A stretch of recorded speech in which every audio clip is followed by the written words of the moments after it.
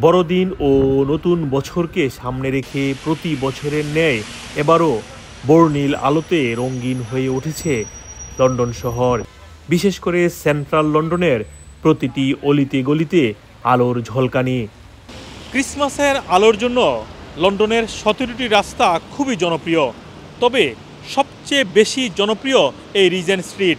এছাড়াও Oxford street, মেরিলিবন্ড, bond street ক্রিসমাসের আলোর ঝলকানিতে উজ্জ্বল হয়ে ওঠে এ সময়।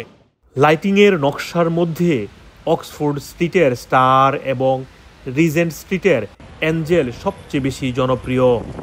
রাস্তাঘাটের পাশাপাশি লন্ডনের আইকনিক বিল্ডিংগুলোকেও ক্রিসমাসের আলোকসজ্জায় সজ্জিত করা হয় এই সময়। বড়দিনের এই আলোকসজ্জা সেন্ট্রাল লন্ডনের অক্সফোর্ড স্ট্রিট থেকে ৫ নভেম্বর শুরু হয়েছে, চলবে ৬ জানুয়ারি পর্যন্ত। এটি হয়ে থাকে লন্ডন মেয়রের তত্ত্বাবধানে। আলোকসজ্জা দেখার জন্য প্রতিদিন হাজারো পর্যটক ভিড় করেন।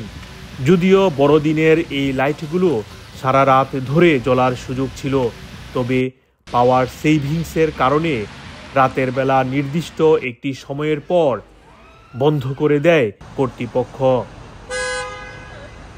মোহাম্মদ আব্দুল হান্নান, 2A নিউজ, যুক্তরাজ্য।